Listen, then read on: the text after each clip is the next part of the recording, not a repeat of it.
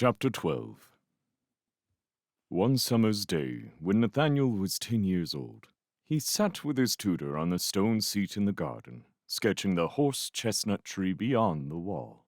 The sun beat upon the red bricks. A gray and white cat lolled on the top of the wall, idly swishing its tail from side to side.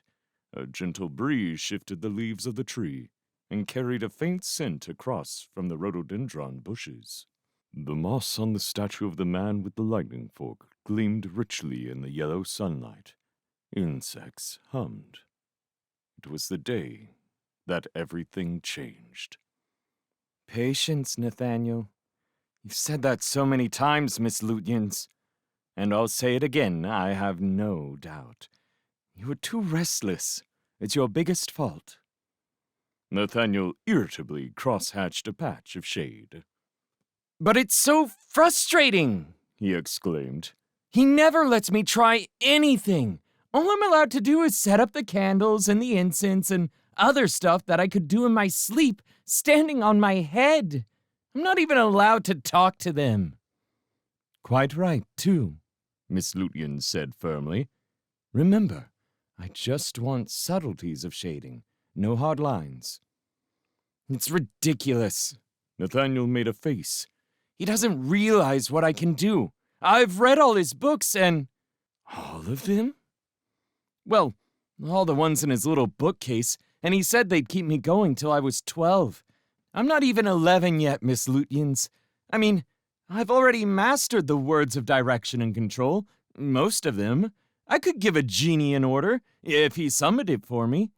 But he won't even let me try. I don't know which is less attractive, Nathaniel. Your boasting or your petulance.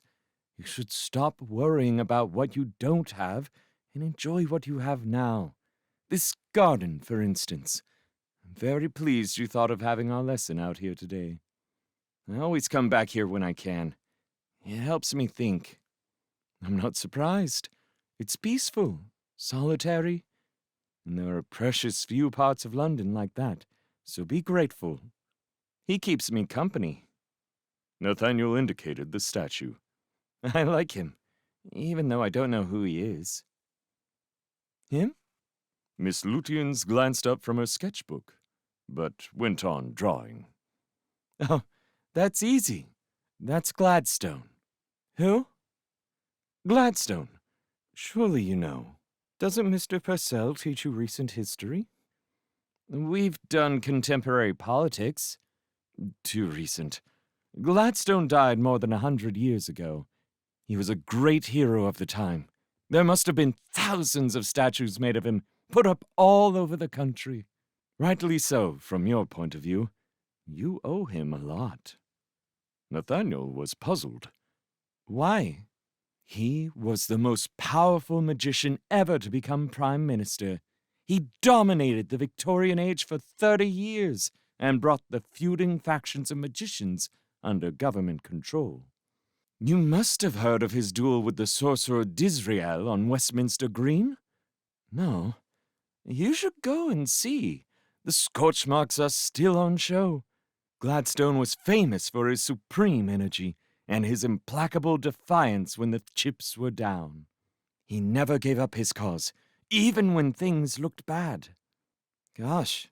Nathaniel gazed at the stern face staring from beneath its covering of moss. The stone hand gripped its lightning bolt loosely, confidently, ready to throw. Why did he have that duel, Miss Lutyens? I believe Disrael made a rude remark about a female friend of Gladstone's. That was a big mistake. Gladstone never let anyone insult his honor or that of his friends. He was very powerful and quite prepared to challenge anyone who had wronged him. She blew charcoal from her sketch and held it up to the light critically. Gladstone did more than anyone else to help London ascend to magical prominence. In those days, Prague was still the most powerful city in the world, but its time had long gone. It was old and decadent, and its magicians bickered amongst the slums of the ghetto. Gladstone provided new ideals, new projects. He attracted many foreign magicians here by acquiring certain relics. London became the place to be, as it still is, for better or for worse. Like I say, you ought to be grateful. Nathaniel looked at her. What do you mean, for better or for worse?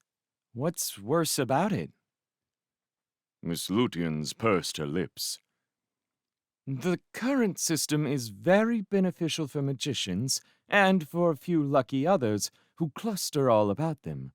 Less so for everyone else. Now, let me see how your sketch is going. Something in her tone aroused Nathaniel's indignation. His lessons with Mr. Purcell came flooding into his mind. You shouldn't speak of the government like that, he said. Without magicians, the country would be defenseless. Commoners would rule, and the country would fall apart. Magicians give their lives to keep the country safe. You should remember that, Miss Lutyens. Even to his own ears, his voice sounded rather shrill. I'm sure that when you have grown up, you will make many telling sacrifices, Nathaniel. She spoke rather more sharply than was usual. But in fact, not all countries have magicians. Plenty do very well without them. You seem to know a lot about it all. For a humble drawing tutor, do I detect surprise in your voice? Well, you're only a commoner. He stopped short, flushed. Sorry, I didn't mean what... Quite right, Miss Lutyens said shortly. I am a commoner, but magicians don't have a complete monopoly on knowledge, you know. Far from it. And anyway, knowledge and intelligence are very different things, as you'll one day discover. For a few minutes, they busied themselves with their paper and pens and did not speak. The cat on the wall flicked a lazy paw at a circling wasp. At length, Nathaniel broke the silence. Did you not want to become a magician, Miss Lutyens? He asked in a small voice. She gave a small, dry laugh. I didn't have that privilege, she said. No, I'm just an art teacher, and happy to be one. Nathaniel tried again. What do you do when you're not here? With me, I mean. With other pupils, of course. What, did you think that I'd go home and mope? Mr. Underwood doesn't pay me enough for moping, I'm afraid. I have to work. Oh. It had never occurred to Nathaniel that Miss Lutyens might have other pupils. Somehow, the knowledge gave him a slightly naughty feeling in the pit of his stomach. Perhaps Miss Lutyens sensed this. After a short pause, she spoke again in a less frosty manner. Anyway, she said, I look forward to my lessons here very much. One of the highlights of my working week. You're good company, even if you're still prone to rushing things and think you know it all. So cheer up, and let me see how you've got on with that tree. Following a few minutes of calm discussion about art-related issues, the conversation resumed its usual peaceful course. But it was not long afterwards that the lesson was suspended by the unexpected arrival of Mrs. Underwood, all in a fluster. Nathaniel, she cried, there you are. Miss Lutyens and Nathaniel both stood up respectfully. I've looked all over for you, dear, Mrs. Underwood said, breathing hard. I thought you'd be in the schoolrooms. I'm so sorry, Mrs. Underwood, Miss Lutyens began. It was such a nice day. Oh, that doesn't matter. That's quite all right. It's just that my husband needs Nathaniel straight away. He has guests over and wishes to present him. There you are, then, Miss Lutyens said quietly, as they hurried back up the garden. Mr. Underwood isn't overlooking you at all. He must be very pleased with you to introduce you to other magicians. He's going to show you off. Nathaniel smiled weakly, but said nothing. The thought of meeting other magicians made him feel quite queasy. Through all his years in the house, he had never once been allowed to meet his master's professional colleagues, who appeared there intermittently. He was always packed off to his bedroom or kept out of harm's way with his tutors upstairs. This was a new and exciting development, if a rather frightening one. He imagined a room stuffed full of tall, brooding men of power, glowering at him over their bristling beards and swirling robes. His knees shook in anticipation. "They're in the reception room," Mrs. Underwood said as they entered the kitchen. "Let's look at you." She wet her finger and hurriedly removed a pencil-edged smudge from the side of his forehead. "Very presentable. All right, in you go." The room was full. He'd got that part right. It was warm with bodies, the smell of tea and the effort of polite conversation. But by the time Nathaniel had closed the door and edged across to occupy the only space available, in the lee of an ornamental dresser, his magnificent visions of a company of great men had already evaporated. They just didn't look the part. There wasn't a cape to be seen. There were precious few beards on display, and none half as impressive as that of his own master. Most of the men wore drab suits with drabber ties. Only a few sported daring additions, such as a gray waistcoat or a visible breast-pocket handkerchief. All wore shiny black shoes.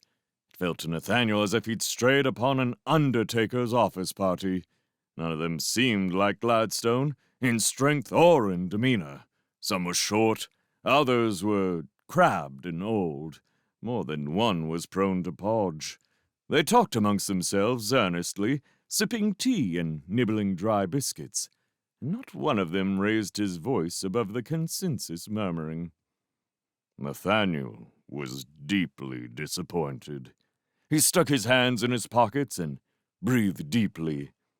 His master was inching himself through the throng, shaking hands and uttering the odd, short, barking laugh whenever a guest said something that he thought was intended to be funny.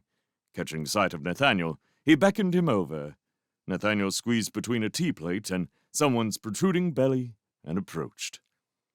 "This is the boy," the magician said gruffly, clapping Nathaniel on the shoulder in an awkward gesture. 3 men looked down at him. One was old, white-haired, with a florid, sun-dried tomato face covered in tiny creases. Another was a doughy, watery-eyed individual in middle age. His skin looked cold and clammy, like a fish on a slab. The third was much younger and more handsome, with slicked-back hair, round glasses, and a xylophone-sized array of gleaming white teeth. Nathaniel stared back at them in silence. "Doesn't look like much," the clammy man said. He sniffed and swallowed something. "He's learning slowly," Nathaniel's master said, his hand still patting Nathaniel on the shoulder in an aimless manner that suggested he was ill at ease. "Slow is he," said the old man. He spoke with an accent so thick that Nathaniel could barely understand the words. "Some boys are. You must persevere." "Do you beat him?" the clammy man said. "Rarely." "Unwise. It stimulates the memory." "How old are you, boy?" the younger man asked. 10, sir," Nathaniel said politely. 11 in Still a couple of years before he'll be of any use to you, Underwood. The young man cut over Nathaniel as if he did not exist. Cost a fortune, I suppose. "What, bed and board?" Of course. "I'll bet he eats like a ferret, too." "Great, is he?" said the old man. He nodded regretfully. "Yes, some boys are." Nathaniel listened with barely suppressed indignation. "I'm not greedy, sir," he said in his politest voice. The old man's eyes flickered towards him, then drifted away again as if he had not heard. But his master's hand clamped down on his shoulder with some force. "Well, boy, you must get back to your studies," he said. "Run along." Nathaniel was only too happy to leave, but as he began to sidle off, the young man in the glasses raised a hand. "You've got a tongue in your head, I see," he said. "Not afraid of your elders." Nathaniel said nothing. "Perhaps you don't think we're your betters, too." The man spoke lightly, but the sharpness in his voice was clear. Nathaniel could tell at once that he himself was not the point at issue, and that the young man was challenging his master through him.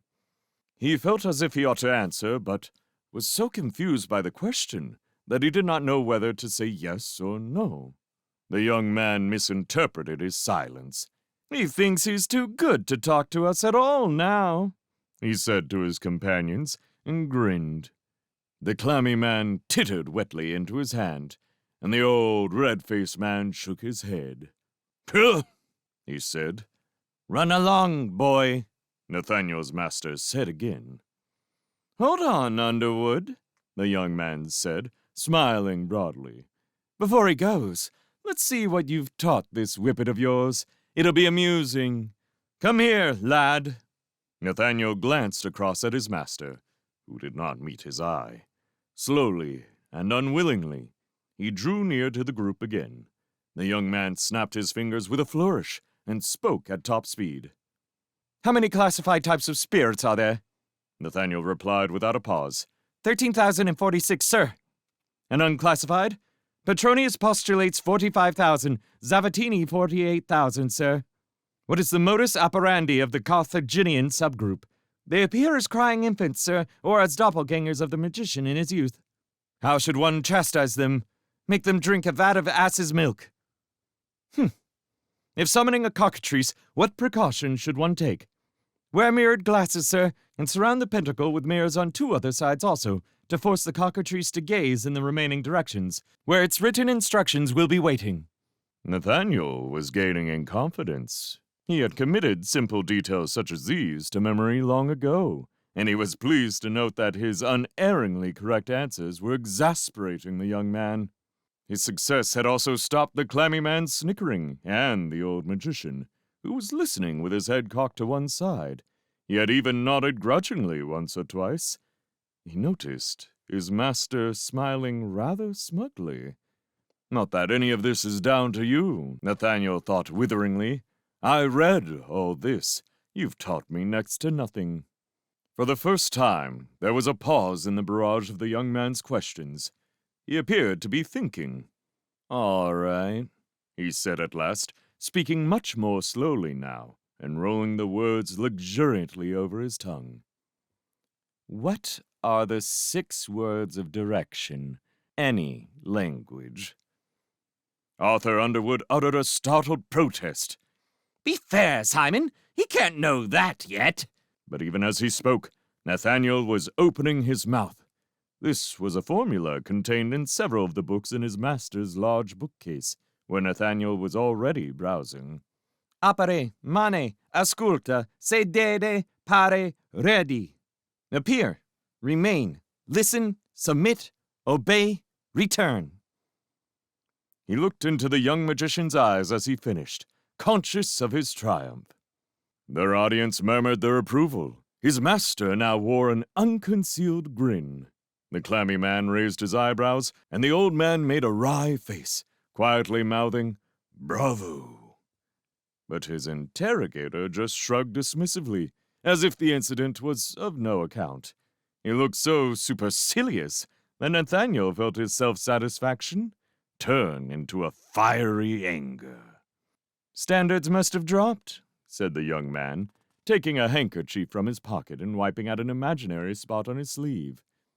"If a backward apprentice can be congratulated for spouting something we all learned at our mother's teats."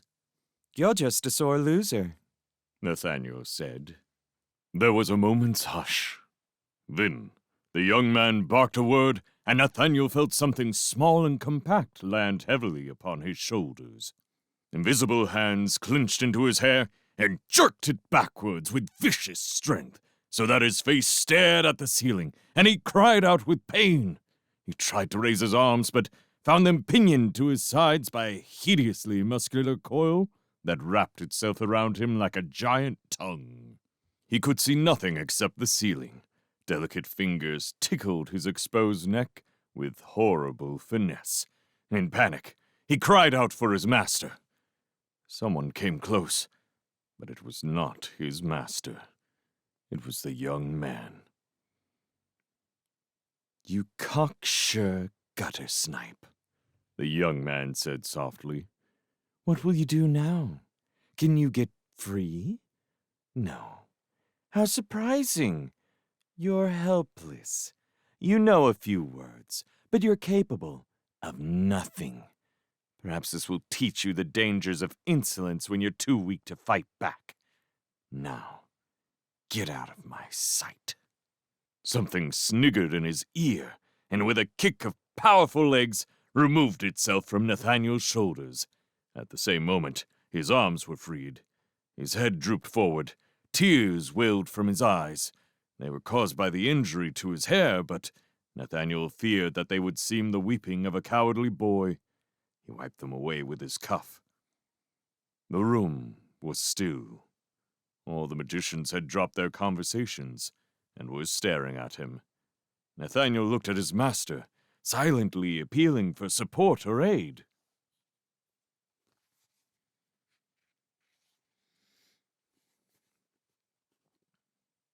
But Arthur Underwood's eyes were bright with rage. Rage that appeared to be directed at him. Nathaniel returned the look blankly. Then he turned and walked along the silent passage that parted for him across the room, reached the door, opened it, and walked through. He shut the door carefully and quietly behind him. White-faced and expressionless, he climbed the stairs. On the way up, he met Mrs. Underwood coming down. "How did it go, dear?" she asked him. "Did you shine? Did you shine? Is anything wrong?" Nathaniel could not look at her for grief and shame. He started to go past her without answering, but at the last moment stopped short. "It was fine," he said. "Tell me, do you know who the magician is with the little glasses and the wide white teeth?" Mrs. Underwood frowned. "That would be Simon Lovelace, I expect, the junior minister for trade. He does have a set of gnashes, doesn't he? A rising star, I'm told. Did you meet him?" "Yes, I did." "You're capable of nothing. Are you sure you're all right? You look pale." "Yes, thank you, Mrs. Underwood. I'll go up now. Miss Lutyens is waiting for you in the schoolroom." "You're helpless." "I'll go right along, Mrs. Underwood." Nathaniel did not go to the schoolroom. With slow, steady tread, he made his way to his master's workroom, where the dust on the dirty bottles gleamed in the sunlight, obscuring their pickled contents. Nathaniel walked along the pitted work table, which was strewn with diagrams that he had been working on the day before. "You're too weak to fight back." He stopped and reached out for a small glass box in which 6 objects buzzed and whirred. "We'll see." With slow, steady tread, Nathaniel crossed to a wall cupboard and pulled at a drawer. It was so warped that it stuck halfway, and he had to place the glass box carefully on the work surface before wrenching it open with a couple of forceful tugs. Inside the drawer, amongst a host of other tools, was a small steel hammer. Nathaniel took it out, picked up the box again, and, leaving the drawer hanging open, left the sunny workroom. He stood in the cool shadows of the landing, silently rehearsing the words of direction and control. In the glass box, the 6 mites tore back and forth with added zest. The box vibrated in his hands. "You're capable of nothing." The party was breaking up. The door opened, and the first few magicians emerged in dribs and drabs. Mr. Underwood escorted them to the front door. Polite words were exchanged, farewells said. None of them noticed the pale-faced boy watching from beyond the stairs. You had to say the name after the first 3 commands, but before the last. It was not too difficult, providing you didn't trip over the quicker syllables. He ran it through his head again. Yes, he had it down fine. More magicians departed. Nathaniel's fingers were cold. There was a thin film of sweat between them and the box they held. The young magician and his 2 companions sauntered from the reception room. They were talking animatedly, chuckling over a remark made by the one with the clammy skin. At a leisurely pace, they approached Nathaniel's master, waiting by the door. Nathaniel gripped the hammer firmly. He held the glass box out in front of him. It shook from within. The old man was clasping Mr. Underwood's hand. The young magician was next in line, looking out into the street as if eager to be gone.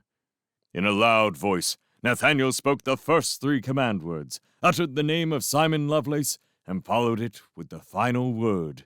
Then he smashed the box. A brittle cracking, a frenzied droning. Glass splinters cascaded toward the carpet. The 6 mites burst from the prison and rocketed down the stairs, their eager stings jutting forward. The magicians barely had time to look up before the mites were upon them. 3 made a beeline for Simon Lovelace's face. Raising his hand, he made a rapid sign. Instantly, each mite erupted into a ball of flame and careered off at an angle to explode against the wall. The 3 other mites disobeyed their command. 2 darted towards the clammy, doughy-faced magician. With a cry, he stumbled back, tripped over the door sill, and fell out onto the garden path. The mites bobbed and dived above him, seeking exposed flesh. His arms thrashed back and forth in front of his face, but to no avail. Several successful jabs were made, each one accompanied by a howl of agony. The 6th mite approached the old man at speed. He appeared to do nothing, but when he was just inches from his face, the mite suddenly pulled to a halt and reversed frantically, cartwheeling in midair. It spun out of control and landed near Simon Lovelace, who trod into the carpet. Arthur Underwood had been watching this in horror. Now, he pulled himself together. He stepped over the threshold to where his guest was writhing in the flower bed and clapped his hands sharply. The 2 vengeful mites dropped to the ground as if stunned. At this point, Nathaniel thought to make a judicious retreat. He slipped away to the schoolroom, where Miss Lutyens was sitting by the table reading a magazine. She smiled as he entered. "How did you get on? Sounds like a boisterous party for this time of day. I'm sure I heard someone's glass smashing." Nathaniel said nothing. In his mind's eye, he saw the 3 mites exploding harmlessly into the wall. He began to shake, whether from fear or disappointed rage, he did not know. Miss Lutyens was on her feet in a trice. "Nathaniel, come here. What's the matter? You look ill. You're shaking." She put her arm round him and let his head rest gently against her side. He closed his eyes. His face was on fire. He felt cold and hot all at the same time. She was still talking to him, but he could not answer her. At that moment, the schoolroom door blew open. Simon Lovelace stood there, his glasses flashing in the light from the window. He issued a command. Nathaniel was ripped bodily from Miss Lutyens' grasp and carried through the air. For a moment, he hung suspended midway between ceiling and floor, time enough to catch a glimpse of the other 2 magicians crowding in behind their leader, and also, relegated to the back, almost out of sight, his master. Nathaniel heard Miss Lutyens shouting something, but then he was upended. The blood rushed to his ears, and everything else was drowned out. He hung with his head, arms, and legs dangling towards the carpet, and his bottom aloft. Then an invisible hand, or an invisible stick, struck him on his rump. He yelled, wriggled, kicked in all directions. The hand descended again, harder than before, and then again. Long before the tireless hand ceased its work, Nathaniel stopped kicking. He hung limply, aware of only the stinging pain and the ignominy of his punishment. The fact that Miss Lutyens was witness to it made it far more brutal than he could bear. Fervently, he wished he were dead. And when at last a darkness welled up and began to carry him away, he welcomed it with all his heart. The hands released him, but he was already unconscious before he hit the floor. Nathaniel was confined to his room for a month and subjected to a great number of further punishments and deprivations.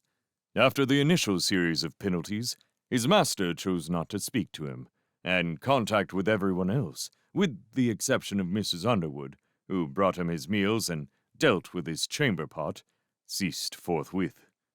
Nathaniel had no lessons, and was allowed no books. He sat in his room from dawn until dusk, looking out across the roofs. Looking out across the roofscapes of London, towards the distant Houses of Parliament. Such solitude might have driven him mad, had he not discovered a discarded bureau under his bed.